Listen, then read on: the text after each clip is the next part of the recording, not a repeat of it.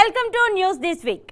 శాస్త్ర సాంకేతిక రంగాల్లో ప్రగతి వార్తలు, అంతరిక్షాన్ని అధిగమించి చంద్రుడిపైకి సాగిస్తున్న ప్రయాణాలు, సకల రంగాల్లో సాగుతున్న సాంకేతిక ప్రయోగాలు, దేశ విదేశాల్లో చోటు చేసుకుంటున్న పరిణామాలు, భావి తరాలను పలకరించబోయే ఆవిష్కరణలు, ఇలా ప్రతి రంగాన్ని స్ఫూర్తించే ప్రత్యేక వార్తలు, వార్తల వెనుక విశ్లేషణలు అందిస్తోంది BRK news this week.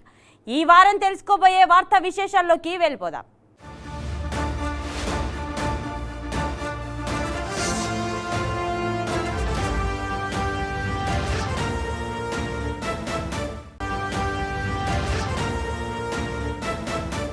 Boeing 737 max రకం విమానాలు ప్రమాద గంటికలు మోగిస్తున్నాయి. గతంలో వరుస ప్రమాదాలతో భయపెట్టిన బోయింగ్ 737 మ్యాక్స్ రకం విమానాలు ఇప్పుడు సాంకేతిక సమస్యలతో ఆందోళన కలిగిస్తున్నాయి. తాజాగా అమెరికాలోని యునైటెడ్ ఎయిర్లైన్స్ సంస్థ తమ బోయింగ్ విమానాల్లో తనిఖీలు చేపట్టింది. అలాస్కా ఎయిర్లైన్స్ తనిఖీల్లోనూ ఇలాంటి లోపాలను గుర్తించినట్లు తెలుస్తోంది. ఆ వివరాలేంటో తెలుసుకుందాం.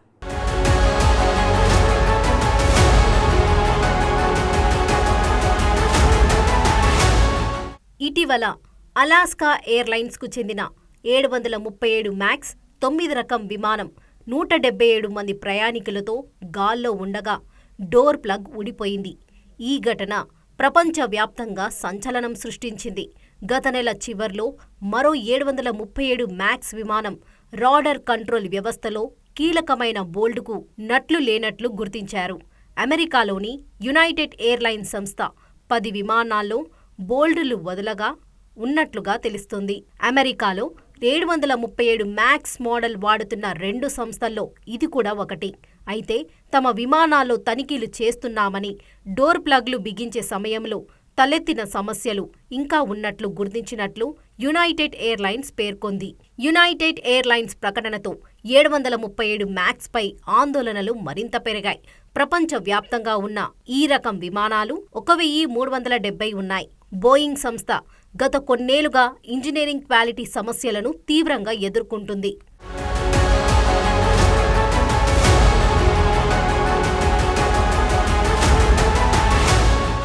ఐదేళ్ల క్రితం నెలల వ్యవధిలోనే ఇండోనేషియా, ఇథియోపియాలో 2 బోయింగ్ 737 మ్యాక్స్ విమానాలు కూలి 346 మంది ప్రయాణికులు మృత్యువాత పడ్డారు. దీంతో ప్రపంచవ్యాప్తంగా 20 నెలల పాటు ఈ రకం విమానాలను పక్కన పెట్టారు. ప్రపంచ చరిత్రలోనే అత్యంత ఖరీదైన కార్పొరేట్ విషాదంగా ఇది నిలిచింది. ఈ పరిణామాలతో బోయింగ్కు దాదాపు $20 బిలియన్ మేర నష్టం వచ్చింది. ఆ తర్వాత కూడా పలు లోపాలు ఈ విమానాన్ని ఉక్కిరిబిక్కిరి చేశాయి. తాజా ఘటనల నేపథ్యంలో తనిఖీలపై మార్గదర్శకాలను తయారు చేసేందుకు Boeing, America federal aviation administration మధ్య చర్చలు జరుగుతున్నాయి. ఇప్పటికే కొన్ని మార్గదర్శకాలను బోయింగ్ సంస్థ అమెరికా ఫెడరల్ ఏవియేషన్ అడ్మినిస్ట్రేషన్ వద్దకు పంపింది. మ్యాక్స్లను వాడుతున్న ఎయిర్లైన్స్తో తాము టచ్లో ఉన్నామని బోయింగ్ సంస్థ తెలిపింది. అలాస్కా ఎయిర్లైన్స్ ప్రస్తుత పరిణామాలపై స్పందిస్తూ తుది మార్గదర్శకాల కోసం ఎదురు చూస్తున్నట్లు వెల్లడించింది.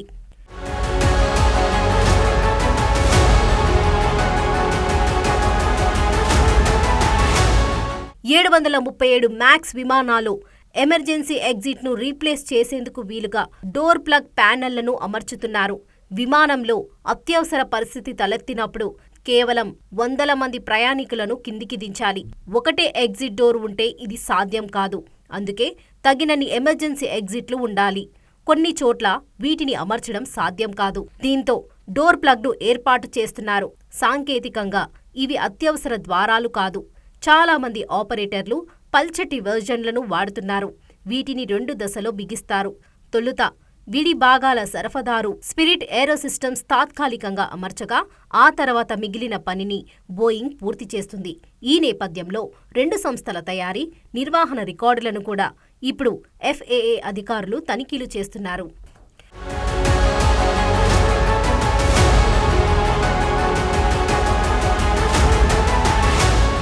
బోయింగ్ 737 మ్యాక్స్ రకం విమానాలు వైమానిక రంగాన్ని కుదిపేస్తున్నాయి. ఇటీవల వీటిలో పలు లోపాలు బయటపడడంతో ప్రపంచవ్యాప్తంగా ఎయిర్లైన్స్లు, ప్రభుత్వాలు తనిఖీలు చేపట్టాయి. భారత్లో కూడా బోయింగ్ 737 మ్యాక్స్ విమానంలో ఓ లోపం బయటపడింది. ఈ విషయాన్ని DGCA ప్రకటించింది. దీంతో భారత్లోనూ వైమానిక రంగ నియంత్రణ సంస్థ డీజీసీఏ ఈ విషయంపై దృష్టి పెట్టింది. దేశంలో బోయింగ్ 737 రకం విమానాలు మొత్తంగా 40 ఉన్నాయి. వీటిలో ఆకాశ ఎయిర్ 22 విమానాలను నడుపుతుండగా స్పేస్ జెట్ 9 విమానాలను, ఎయిర్ ఇండియా ఎక్స్ప్రెస్ మరో 9 విమానాలను నడుపుతున్నాయి. అయితే తనిఖీలు చేపట్టిన భారత వైమానిక నియంత్రణ సంస్థ 39 తనిఖీలు ఇప్పటికే పూర్తయినట్లు వెల్లడించింది. కానీ 40వ దానిలో వాషర్ కనిపించకపోవడంతో ఆ విషయాన్ని బోయింగ్ సంస్థ దృష్టికి తీసుకువెళ్లిన డీజీసీఐ ఆ సంస్థ సూచించిన విధంగా చర్యలు తీసుకునేందుకు సిద్ధమవుతుంది.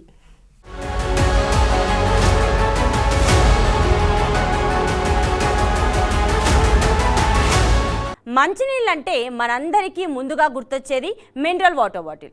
ముఖ్య నగరాలు మొదలుకొని పట్టణాలు చివరులు మారుమూల గ్రామాల్లోనూ ఇప్పుడు వాటర్ బాటిళ్లు ప్రజల చేతిలో చేరిపోయాయి. అయితే ఇప్పుడు ఆ వాటర్ బాటిల్ పెద్ద ముప్పుగా తయారైంది. ఆ విషయాలేమిటో ఇప్పుడు తెలుసుకుందాం.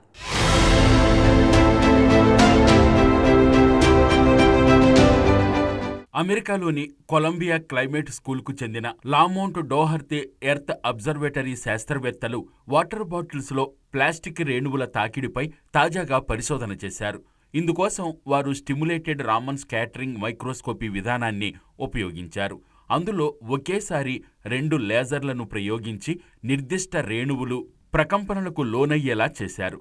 అనంతరం అల్గోరిథంల సాయంతో డేటాను విశ్లేషించారు.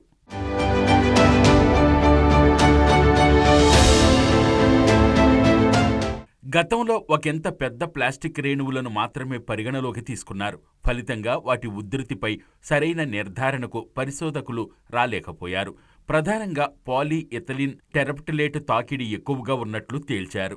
వాటర్ బాటిళ్లు తయారయ్యేది ఈ పదార్థంతోనే.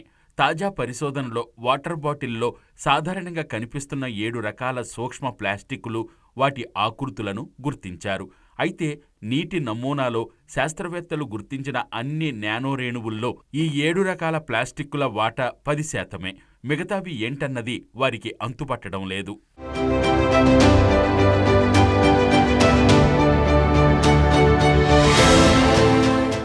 సూక్ష్మ ప్లాస్టిక్లు 1 మైక్రోమీటర్ నుంచి 5 మిల్లీమీటర్ల వెడల్పును కలిగి ఉంటాయి. మైక్రోమీటరు కన్నా చిన్నగా ఉండే ప్లాస్టిక్ రేణువులను నానో ప్లాస్టిక్కులుగా పేర్కొంటారు. మైక్రో ప్లాస్టిక్లు నేల, తాగునీరు, ఆహారం, చివరికి ధ్రువ ప్రాంతాల్లోని ఐస్లో కూడా ఉన్నట్లు ఇటీవల వార్తలొచ్చాయి. ఇవి క్రమంగా మానవులు, ఇతర జీవుల శరీరంలోకి ప్రవేశిస్తున్నాయి. చాలా చిన్నగా ఉండడం వల్ల పేగులు, ఊపిరితిత్తుల ద్వారా నేరుగా రక్త ప్రవాహంలో కలుస్తున్నాయి. తద్వారా గుండె, మెదడు వంటి కీలక అవయవాల్లోకి ప్రవేశిస్తున్నాయి. గర్భస్థ శిశువులోనూ పాగా వేస్తున్నాయి. వీటి వల్ల ఆరోగ్యంపై పడే దుష్ప్రభావాల గురించి శోధించడానికి ప్రపంచవ్యాప్తంగా శాస్త్రవేత్తలు తీవ్రంగా ప్రయత్నిస్తున్నారు.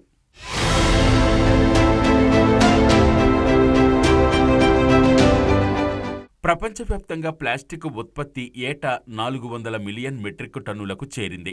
అదేవిధంగా ఏటా 30 మిలియన్ టన్నులకు మించిన ప్లాస్టిక్ను ప్రజలు నేలపై గాని, నీటిలో గాని పారేస్తున్నారు. ఈ ప్లాస్టిక్ పదార్థాలు కాలక్రమంలో విచ్ఛిన్నమైనప్పుడు చిన్నపాటి రేణువులను వెదజల్లుతుంటాయి.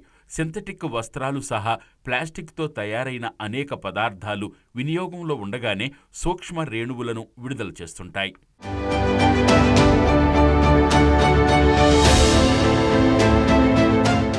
ప్రపంచాన్ని కలవరపెడుతున్న సూక్ష్మ ప్లాస్టిక్ల సమస్య ఊహించిన దానికన్నా ఎక్కువగానే ఉందని తాజా అధ్యయనం హెచ్చరిస్తోంది. 1 లీటర్ వాటర్ బాటిల్లో సగటున 2,04,000 ప్లాస్టిక్ రేణువులు ఉన్నాయని తాజా అధ్యయనం తెలిపింది. గతంలో వేసిన అంచనాల కన్నా ఇది 10 నుంచి 100 రెట్లు అధికం కావడం గమనార్హం.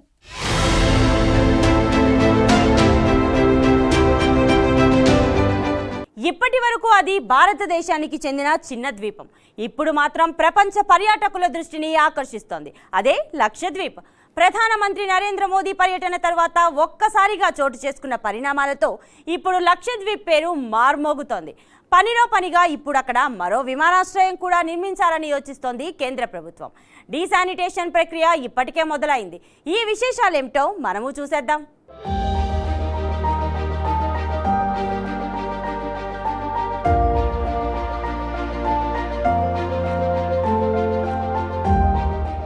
ఇటీవల ప్రధానమంత్రి నరేంద్ర మోదీ పలు అభివృద్ధి పనులను ప్రారంభించేందుకు లక్షద్వీప్ వెళ్లిన సందర్భంగా స్థానిక పర్యాటకాన్ని ప్రోత్సహించాలని సూచించారు. దీనికి ప్రతిగా స్పందించిన మాల్దీవులకు చెందిన 3 మంత్రులు మోదీపై అనుచిత వ్యాఖ్యలు చేయడం, నెటిజన్లు తిప్పికొట్టడం, వారిని పదవుల నుంచి అక్కడి ప్రభుత్వం తొలగించడం వెంటనే జరిగిపోయాయి. దీంతో లక్షద్వీప్ ప్రాధాన్యం ఒక్కసారిగా ప్రపంచవ్యాప్తమయ్యింది. మోదీ పర్యటన తర్వాత ఈ చిన్న దీవుల కోసం వెతికేవారి సంఖ్య ఆన్లైన్లో విపరీతంగా పెరిగిపోయింది.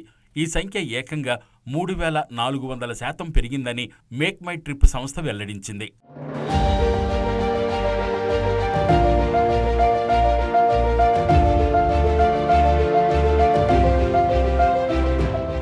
లక్షద్వీప్ 36 చిన్న దీవుల సమూహం. సూర్యుడు ముద్దాడే బీచ్లు, పచ్చని ప్రకృతి సౌందర్యానికి పెట్టింది పేరు. మలయాళంలోనూ సంస్కృతంలోనూ లక్షద్వీప్ అంటే లక్ష దీవులని అర్థం. ఇది కేవలం 32 చదరపు కిలోమీటర్ల విస్తీర్ణం కలిగిన కేంద్రపాలిత ప్రాంతం. వీటిలో 10 దీవుల్లో మాత్రమే ప్రజలు నివసిస్తారు. కవరత్తి దీని రాజధాని. ఈ దీవులన్నీ అరేబియా సముద్రంలో కేరళలోని కోచి తీర నగరానికి 220 నుంచి 440 కిలోమీటర్ల దూరంలో ఉన్నాయి. సహజ ప్రకృతి దృశ్యాలు, ఇసుక బీచ్లు, వృక్షజాలం, జంతుజాలం, హడావుడి జీవనశైలి లేకపోవడం లక్షద్వీపుల ప్రత్యేకత.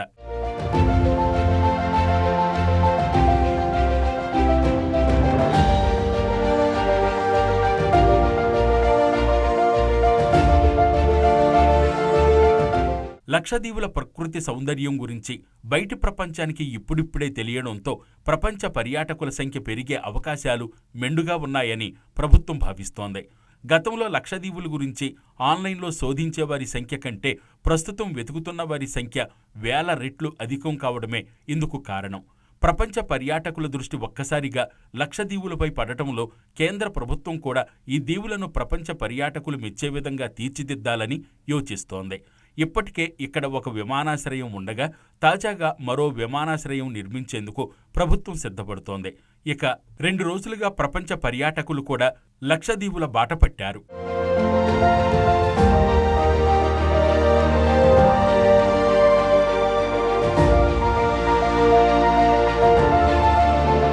మరోవైపు లక్షద్వీప్లో డీశాలినేషన్ ప్రక్రియ కూడా ప్రారంభించారు. ఈ విషయాన్ని భారత్లోని ఇజ్రాయెల్ రాయబార కార్యాలయం తన అధికారిక ఎక్స్ ఖాతాలో పోస్టు చేసింది.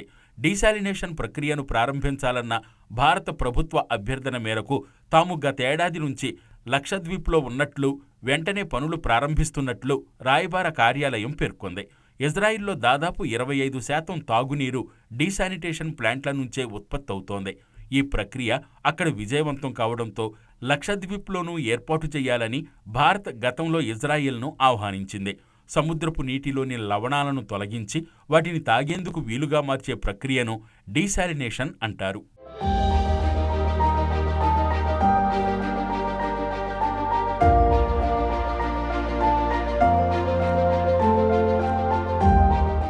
పాస్పోర్ట్ మన దేశం నుంచి ఇతర దేశాలకు వెళ్ళాలంటే ఇది అవసరం. అయితే ప్రపంచంలో అన్ని పాస్పోర్ట్లు ఒకేలా ఉండవు. కొన్ని అతి శక్తివంతమైనవైతే మరికొన్ని దేశాలను అతి తక్కువ శక్తి కలిగినవిగా ఉన్నాయి. అసలు ఈ పాస్పోర్ట్ కథేమిటో, ఏ దేశాల పాస్పోర్ట్లు శక్తివంతమైనవో, ఏ దేశాల పాస్పోర్ట్లు శక్తివంతం కానివో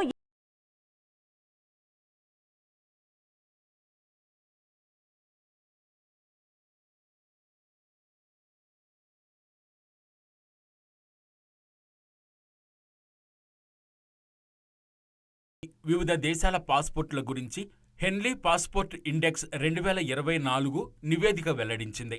ఈ నివేదికలో 6 దేశాల పాస్పోర్ట్లు అత్యంత శక్తివంతమైనవిగా నిలిచాయి.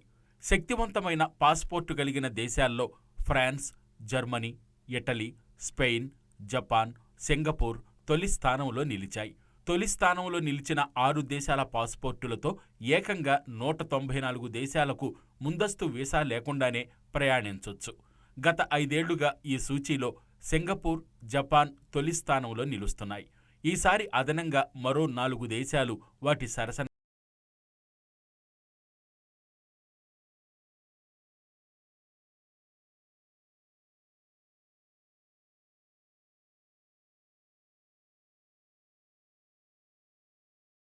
ఈ 6 దేశాల తర్వాత రెండవ స్థానంలో దక్షిణ కొరియా, ఫిన్లాండ్, స్వీడన్ దేశాలు నిలిచాయి. రెండవ స్థానంలో ఉన్న దక్షిణ కొరియా, ఫిన్లాండ్, స్వీడన్ దేశాల పాస్పోర్టులతో 193 దేశాలకు సౌకర్యవంతంగా వెళ్లొచ్చు. ఆస్ట్రియా, డెన్మార్క్, ఐర్లాండ్, నెదర్లాండ్స్ పాస్పోర్టులు 3వ స్థానంలో ఉన్నాయి. వీటితో 192 దేశాలకు వెళ్లేందుకు ముందస్తు వీసా అవసరం లేదు. 191 దేశాలకు ప్రయాణించే సౌకర్యం ఉన్న యూకే పాస్పోర్ట్ 4వ స్థానం దక్కింది.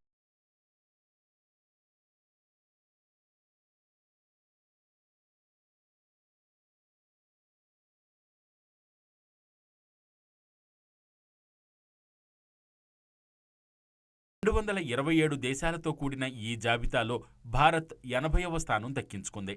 తాజా సూచీలో 80వ స్థానంలో ఉన్న భారత పాస్పోర్టుతో 62 దేశాలకు ప్రయాణించొచ్చు. గతేడాది 59 దేశాలు మాత్రమే ముందస్తు వీసా లేకుండా మన పాస్పోర్టుతో ప్రయాణించేందుకు అనుమతించాయి.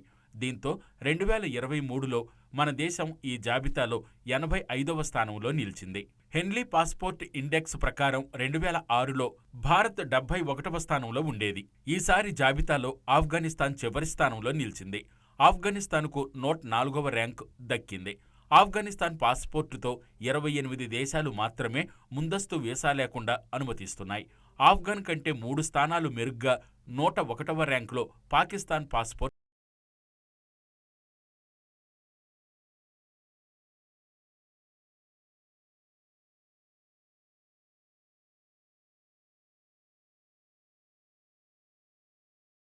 దశాబ్ద కాలంలో యుఏఈ పాస్పోర్ట్ 55వ స్థానం నుంచి 11వ స్థానానికి ఎగబాకింది. ఉక్రెయిన్, చైనా దేశాలు 21 స్థానాలు మెరుగుపరుచుకున్నాయి. చైనా తాజాగా 62వ స్థానంలో, ఉక్రెయిన్ పాస్పోర్ట్ 32వ స్థానంలో నిలిచాయి. రష్యా 10 ఏళ్లలో 24 స్థానాలు ఎగబాకి ఈసారి 51వ ర్యాంకు చేరింది. ఆ దేశ పాస్పోర్టుతో 119 దేశాలకు ముందస్తు వీసా లేకుండా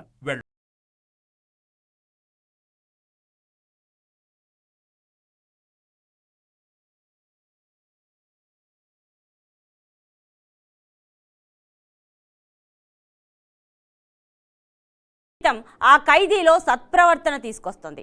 హంతకునిగా శిక్ష అనుభవిస్తున్న ఆ ఖైదీ అధికారులను మెప్పించాడు. జైలు గోడల మధ్య ఖైదీగా ఉంటూనే ఆలోచనకు పదును పెట్టాడు. ఆచరణలో చూపి బంగారు పతకం సాధించాడు. ఇంతకు ఆ ఖైదీ ఎవరు? అసలు ఆ ఖైదీ కథ ఏమిటి?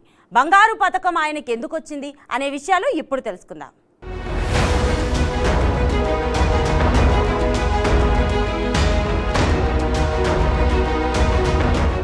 ఇదిగో ఇప్పుడు మీరు చూస్తున్న ఈ వ్యక్తి కడప సెంట్రల్ జైల్లో ఖైదీగా శిక్ష అనుభవిస్తూ బంగారు పతకం సాధించాడు. ఇతని పేరు మహ్మద్ రఫీ. నంద్యాల జిల్లా సంజమాల మండలం పేరుసోముల గ్రామానికి చెందిన వ్యక్తి. పేరుసోముల గ్రామం దూదేకుల నడిపి మాబూసీ దంపతుల సంతానం మహ్మద్ రఫీ. అందరిలాగే మాబూసీ దంపతులు సైతం తమ కొడుకు పెద్దయిన తర్వాత ప్రయోజకుడు కావాలని ఆశించారు. చిన్నప్పటి నుంచి మహ్మద్ రఫీకి మంచి చదువులు చెప్పించారు. మహ్మద్ రఫీ కూడా తల్లిదండ్రుల ఆశకు తగ్గట్లుగానే కష్టపడి చదివాడు. పాఠశాల విద్య పూర్తి కాగానే కళాశాల విద్యలో చేర్పించారు. అక్కడ కూడా మంచి మార్కులే తెచ్చుకున్నాడు. చివరకు ఇంజనీరింగ్లో సీట్ సాధించి బీటెక్ కోర్సులో చేరాడు.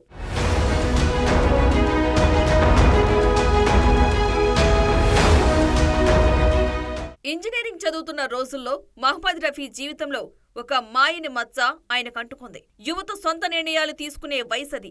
ఏది వాస్తవమో, ఏది అవాస్తవమో, ఏ నిర్ణయం తీసుకుంటే మంచిది, ఏ నిర్ణయం ఎలాంటి పరిణామాలకు దారితీస్తుందో తెలియని వయసది. అలాగని తాము చేసే పనుల గురించి పెద్దలకు చెప్పరు. పెద్దలకు తెలిసి మందలిస్తే వినరు. అలాంటి ఓ నిర్ణయమే రఫీ జీవితాన్ని చీకట్లోకి నెట్టింది. 2014లో మహ్మద్ రఫీ బీటెక్ చదువుతున్న రోజుల్లో సొంత గ్రామానికి చెందిన ఒక అమ్మాయితో ప్రేమ వ్యవహారం నడిపాడు. ప్రేమ వ్యవహారంలో ఆ యువతి హత్యకు గురైంది. ఆ కేసు మహ్మద్ రఫీ మెడకు చుట్టుకుంది. మహ్మద్ రఫీని నిందితునిగా పేర్కొంటూ కేసు నమోదు చేసిన సంజామల పోలీసులు అతన్ని అరెస్ట్ చేశారు.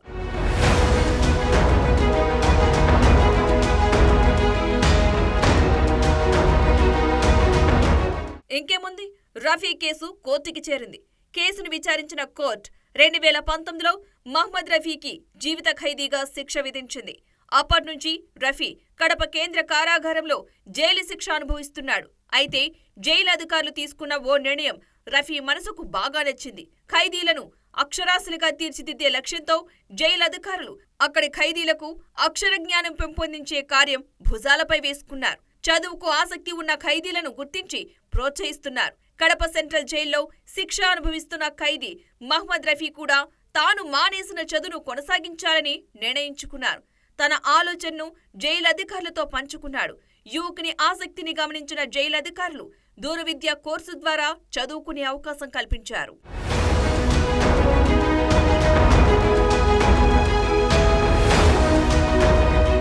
జైలు అధికారుల ప్రోత్సాహం, తన పట్టుదల కారణంగా మొత్తం మీద Mohammad Rafiqui 2020లో doctor BR Ambedkar open యూనివర్సిటీలో పీజీ చదివే అవకాశం లభించింది. కేవలం కోర్సులో నామమాత్రంగా చేరలేదు రఫీ, పట్టుదలతో చదివాడు. ఎంఏ సోషియాలజీలో అడ్మిషన్ పొందిన తర్వాత వివిధ రకాల పుస్తకాలు, స్టడీ మెటీరియల్స్ తెప్పించుకుని జైలు 4 గోడల మధ్యనే కష్టపడి చదివాడు. కోర్సు చదువుకోవడం పూర్తయింది. పరీక్షా సమయం ఆసన్నమైంది. బయటికి వెళ్లి పరీక్ష రాయాల్సి ఉంటుంది. కాబట్టి ఇందుకోసం కోర్టు అనుమతి తీసుకున్నాడు రఫీ. కోర్టు ఆదేశాలతో మహ్మద్ రఫీని పరీక్ష రాసేందుకు జైలు అధికారులు అనుమతించారు.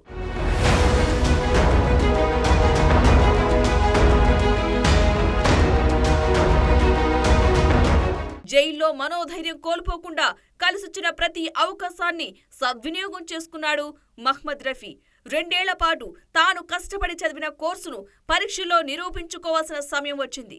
ఏ మాత్రం ఆందోళనకు గురి కాకుండా చక్కగా పరీక్ష రాసిన మహ్మద్ రఫీ ఏకంగా 2 తెలుగు రాష్ట్రాల్లో ఎంఏ సోషియాలజీలో మొదటి ర్యాంకు సంపాదించాడు. దీంతో జైల్లో ఖైదీగా ఉన్న రఫీకి పీజీ గోల్డ్ మెడల్ ప్రదానం చేయాలని యూనివర్సిటీ అధికారులు నిర్ణయించి ఆ మేరకు కడప సెంట్రల్ జైలు అధికారులకు సమాచారం అందించారు. గోల్డ్ మెడల్ తీసుకునేందుకు కోర్టు అనుమతి తీసుకున్నారు. 4 రోజుల పాటు కోర్టు బెయిల్ మంజూరు చేసింది. దీంతో హైదరాబాద్లోని అంబేద్కర్ ఓపెన్ యూనివర్సిటీకి వచ్చిన రఫీకి అక్కడ జరిగిన వేడుకలో university vice chancellor gold medal ప్రదానం చేసి రఫీని అభినందించారు.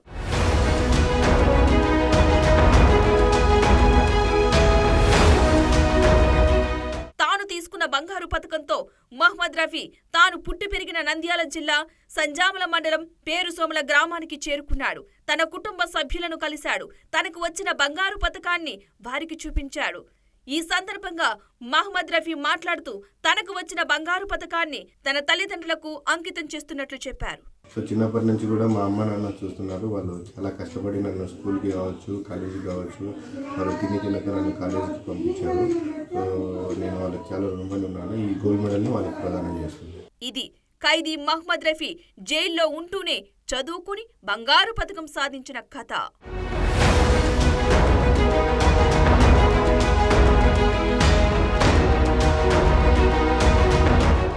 ఇది ఈ వారం న్యూస్ దిస్ వీక్. మరిన్ని విశేషాలతో వచ్చే వారం న్యూస్ దిస్ వీక్లో మళ్ళీ కలుద్దాం.